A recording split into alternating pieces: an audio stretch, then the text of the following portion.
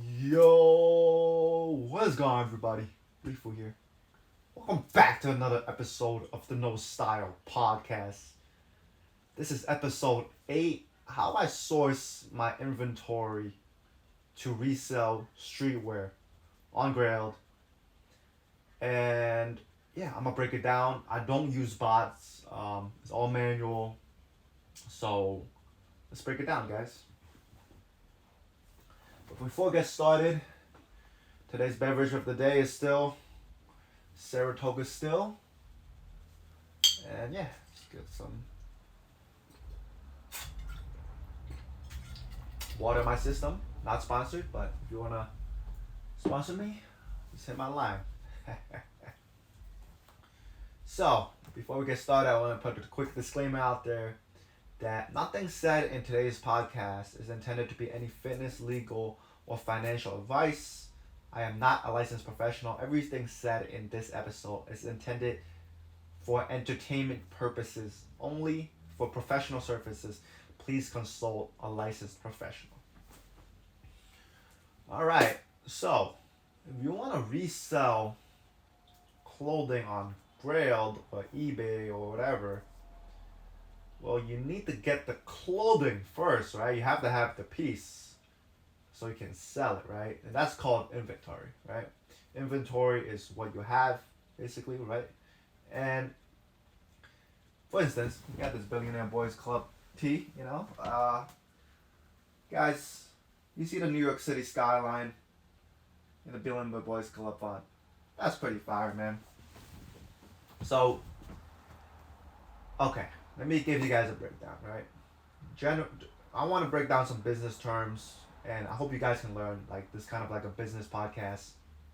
And first of all, okay, so say this shirt, right, costs $40 retail, right? Just say $40 retail, right? Generally speaking, that means it costs Billionaire Boys Club $10 to make, right? And then they wholesale it to maybe like, I don't know, Kif, right? For $20, right? So $10, right? $20, right? So that's like, you double it, right? So if Kif gets it wholesale from Billionaire Boys Club for $20, they're gonna sell it at retail, right? Where you walk in the store and buy it, right? Wholesale is when you buy in bulk, right? Mainly stores buy wholesale. So Kif is gonna go and sell it to us, the end consumers, for $40 retail, right? And then if I'm a reseller, I'm gonna buy it at retail price and sell it again at resell. So yeah, hope that made sense. And yeah, I mean, I broke this down on other podcasts before how I price it in episode 7, but I'm gonna give it real quick, right? So the retail on this shirt was actually after shipping. So how much it cost me to get? It was $58, right? I wanted it for personal, but let's just say $60 round number. If I want to ship this out to somebody, right? It's gonna cost me $5 to ship within the U.S. And say I sell on Grailed, 9% Grailed fee, 3.5% PayPal fee, and 12.5% of fees. 60 divided by 0.875, right? And you get around $74. I have to sell it for more than $74 to make a profit. Okay, so what's going through my mind as I buy items to resell? Because obviously not every item is gonna resell, right? Like you go to Target and you buy, a pack of white t-shirts. It's probably not gonna resell, right? Like usually it's called supply and demand. If somebody really wants a product, but there's a limited supply, right? Then people are willing to pay more because there's more demand than supply. So, say for instance this shirt, right? A lot of people want it, and I have it, and there's not that many, right? Not everybody's gonna get one. So I can command a higher price, which is when something resells, right? Usually it's limited quantity product like streetwear and drops, or things that you can't get anymore. Okay. So, I've been reselling for about a year and 9 months now. Learned a lot, lost some money. About break even for now, but I learned a lot along the way. So sizes, right? Like, well, not everybody wears the same size, right? Like, there's extra small, medium, large, extra large, double XL. And when you resell like shirts like this, it's tough, right? Because like you don't know who and what size is willing to pay resell and really wants the shirt, right? So you're kind of guessing, right? So what I do is I go on Grailed, I looked at the history, I'm like, all right, who's selling at what price, and I'm like, all right, okay, this shirt is what, like, say I get this shirt in a small, right? Okay. Well, generally, if you're extra small, right, you can probably fit a small, it's a little looser. But if you're a medium, it's gonna be a tight fit. Most people don't really like a tight fit. But if you're a large, you look like you're wearing your little brother's shirt, and then I was extra large, right? So if I have a small, but they really want the shirt, but they're size large, there's nobody gonna buy it. It's not gonna fit them, right? That's a tough thing, right? Because there's not that many people that's willing to pay resale for that product, and that's your size. That's a tough thing about selling t-shirts, pants, jeans, fitteds. Could be items there. Right? So for a time, I was selling Fear of God fitteds, and I'll just open it up for you guys real quick. And there's many sizes, right? I'll show you guys real quick. Right? All these I've had a lot of trouble reselling. Right? This is a navy 7 5/8, navy 7.5. I'm selling these for deals too. Retail 65. I'm selling for 45 ship. 7 1/4. 7 1/4. Right? 7.5. I got. By the way, if you guys want Fear of God fitteds, if you forgot essential Neora fitteds, hit me up. 7 1/4. Right? 7 1/4. 7.5. You get the idea, right? 7 3/8. Right? Like, if you're a 7 3/8, right? And you want the hat, but I don't have it in 7 1/4, you can't buy it, right? That's the toughest part, right? So what did I learn? Well, I started selling things that were one size, right? I mean, that's what I did at least, because I hated being stuck with product, because then that money is stuck there. You can't use it for other stuff. It's hard to sell. So guys, give you a good answer, right? This is a poster, right? Inside here is a poster, right? A poster is one size, right? Like, right? It's one size, right? Whether you have a 5,000 square foot house or you just have a room to yourself, a poster is gonna fit, right? Like, just because you're taller, right, doesn't mean you need a bigger poster, right? Or just because it means you're smaller, right? Or if you're broad, like everybody can get the poster, right? What I've also been doing is hats, right? So, I showed this hat in a previous video. This is the Woolrich $1 Million collab hat, fishing hat, right? Great thing about this hat is it's an adjustable strap, right? So it fits most heads, right? Well, if it fits most heads, that means more people can buy it, and there's more of a market, right? More people can get it. So that's what I learned. But if I do still buy t-shirts, I still buy stuff like that to resell. I even resell water bottles, guys. Like, I'll show you guys, man. I resell water bottles, keychains.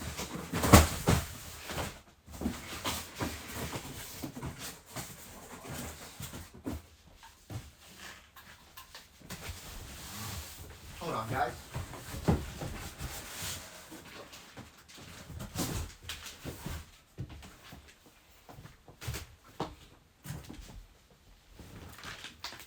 Look, this is a water bottle, right? From $1 Million. Right? International friendship.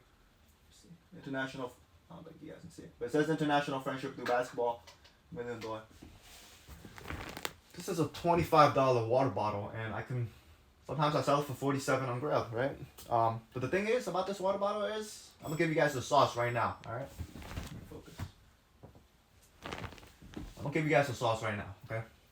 A water bottle is a one size, right? Like, doesn't matter how tall you are, how short you are, you can still drink from this water bottle, right? And it's something that people will use almost every day, right? When you go to the gym, when you go to work, right? You use it every day, so they're willing to pay more resale if it's something they always use, right? And I'll give you. You see this keychain? This is an Leon Dore branded keychain, right? I don't know if you guys can see it, but hopefully you guys can see it. You know?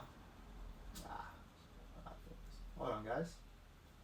Right, this is a Leon Dore keychain, right? Branding throughout, right?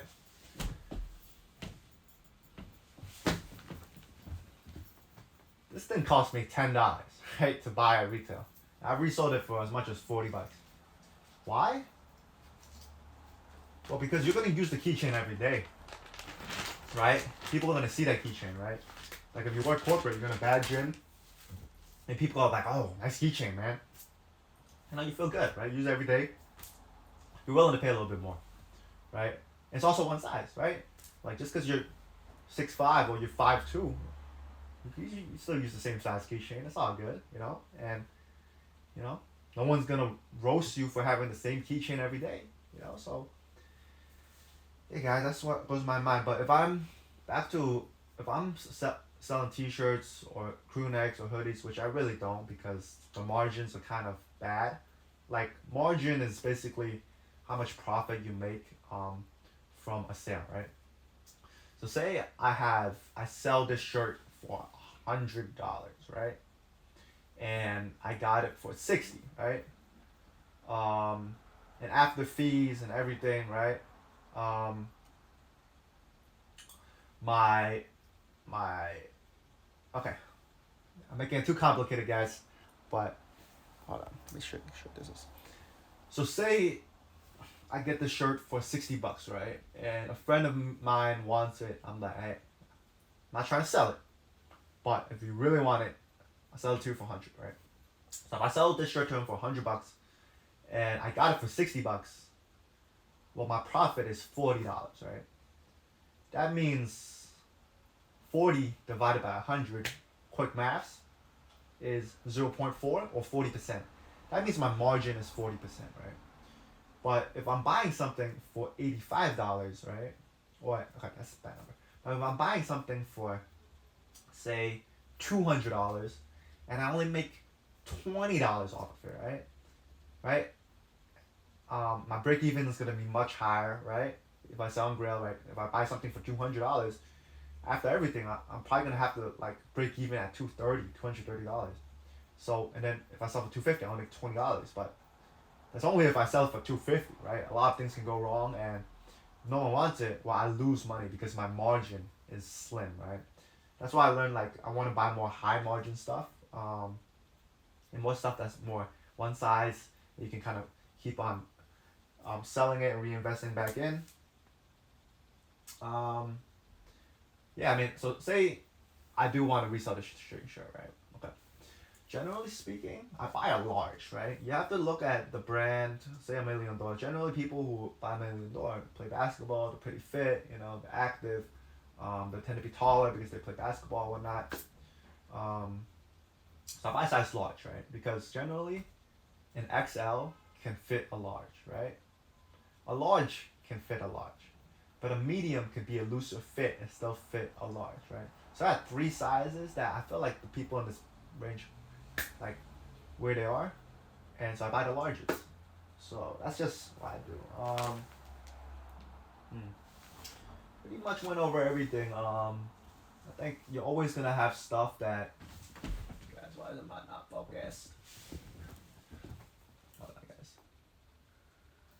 Guys, you're always gonna have stuff that you thought was gonna resell and it didn't, right? It's called a miss, right? You can't make every shot you take. Say this, right? $1 million won't rich chat, right? Let me take it out, guys. Right? I'm gonna break it down, right? Okay, what I look for, right? I forgot about that, right? What do I look for when I buy a hat, right? Why is it not focusing? What do I look for, right? So first, you have the $1 million branding, right? That's why people buy the hat. Queens, New York, right? You got another hit. You get a nice graphic of a flying fish, right? You get a two-tone colorway, right?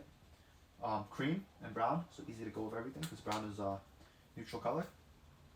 It's also a collaboration, right, with famed brand Woolrich, right?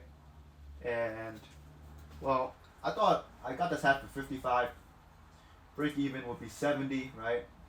I thought I could sell this hat for 100, right? So I bought 10 of them, and so I bought 10 of them, and lately, you know, like someone might want a hat, right? But maybe they don't want to pay resale, right? Maybe they have to cut back, right? Maybe they're not making as much money as they used to, and they have to cut back, right? So they still want the hat, but they're not willing to pay a premium for the hat, you know? And stuff happens, man. Like sometimes I buy stuff and I don't sell all of it until like 3-4 months later. And times can change very, very quickly in those 3-4 months. It's just part of the game, you know? There's a lot of people say this, like scared money don't make money. And that's true, guys. Like if I buy, say I buy $1,000 worth of hats, well, I'm not gonna make $1,000 profit off that. I might only make 300, right? if we're lucky, 300, right? But more along the lines of 220 to 250, right? After everything, I have to risk that, right? Like on that $1,000, I'm like, all right, this hat, right? I'm like, all right, worst case scenario, how much will I lose per hat? Right now, before I was like, all right, worst case, I'll lose $5 to $7. Right now, I'm losing around $7 to $9 a hat, right? That's not bad because if I was correct, and I have been in the past on other hats, if I get something for 55, break even 70, sell it for 100, I make $30, right? I could make $30 a hat potentially, 25 to 30. If I'm risking, I could lose 5 to 7 if I really miss. So in my head, I'm like, all right, I could make 25 to 30, but I could also lose 5 to 7. Well, I'm gonna take that chance, you know. But I think in terms of reselling streetwear, it's very tough. $1 million. I have early access, all that stuff, but I'm buying stuff before it's sold out, right? Like I have to predict it, right? Sometimes it doesn't sell out. It doesn't. I have to return it for store credit, you know? So, yeah, I mean, like, sometimes it doesn't work out, you know, and lost my train of thought. Oh, the Saratoga still, man, sponsor me.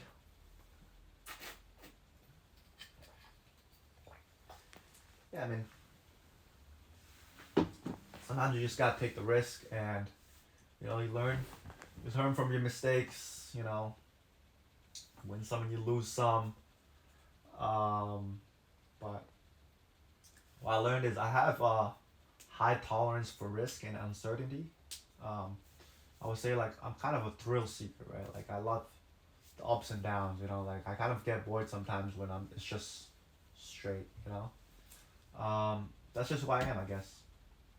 So, yeah, man, like, sometimes the prospect, like, oh, man, I could lose money on this, like, it fuels me, right? Like, you know, there's skin in the game, you know, and, you know, I enjoy it. I enjoy what I do, man. You know, I use some of the money I make, I go out to dinner with friends sometimes. Sometimes I buy some clothes. Obviously, it doesn't cover everything, but, you know, it's just a little money here and there and getting a great education. What else? I feel like I'm missing something, guys.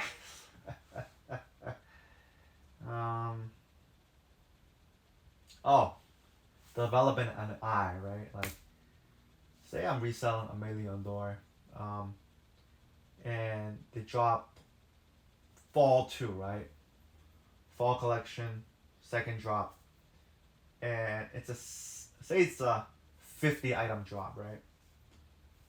There might only be 3 or 4 items that could realistically have a good chance to resell, right? They don't tell you who it is. There's no database out there because it hasn't dropped yet. There's no history. It's based on my intuition, my knowledge, the history of the past, my mistakes I've made, the lessons I've learned, and you just make a guess from there, right? Which is why I'm giving out the sauce of how I do this, because I have the one thing I can't give out, right? And that's my advantage. It's the eye, right? Develop an eye for fashion, right? Why would this resell, right? As this, right? But I can't tell you everything, you know? That's why, like, it gets very tough for people who are not into fashion to do the reselling I do, because you don't have the eye, right? Like if you reselling Jordan, Yeezy, Supreme, um, those like more hype collaborations where the demand is already there, you just need to get the product and it will sell, right? Yeah, you don't really need to be in fashion, but like if you're just selling like a more niche brand, you have to be in like in the know, like enjoy it. But that's just my opinion, guys. Yeah, I definitely like took a while to develop over time. Just looking at a lot of different products. I'll go to all different types of stores, just look at different products. What I like, what other people might like. Like this reselling taught me a lot, right? Like there's stuff that I wouldn't wear personally, but other people love, you know. But there's stuff I love, but then other people are like, nah, you know. So it's taught me a lot, and hopefully it'll carry over into other ventures in the future. But I think that's gonna be it for today's episode of the No Style Podcast. If you enjoyed today's episode, make sure to give me a 5-star review on Apple Podcasts or a 5-star rating on Spotify if you're listening on there.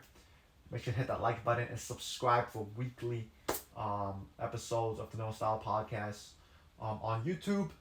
And stay tuned, guys. Yeah, I think this podcast is shaping up to be more of a business, entrepreneurship, self-improvement type of podcast.